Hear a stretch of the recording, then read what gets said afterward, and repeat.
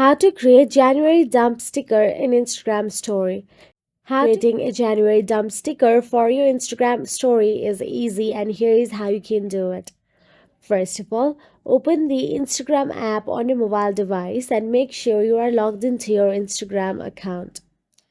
Once done so, simply tap on the Your Story plus icon available at the top left corner of your screen and navigate to your Stories section. There, tap on the camera icon to click photos or choose a photo video from your January moments. Now here, tap on the layout for more aesthetic and choose the photos or videos from your January. Once done, simply select the sticker icon available at the top of your screen, the smiley face, and once you tap on it, you will get to see the Add Yours sticker available there. Simply tap on it. Now all you have to do is type January dump and you can add emojis to make it look more cute as well.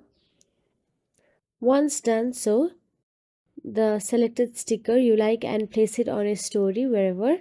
I am gonna keep it at the middle so it looks more aesthetic.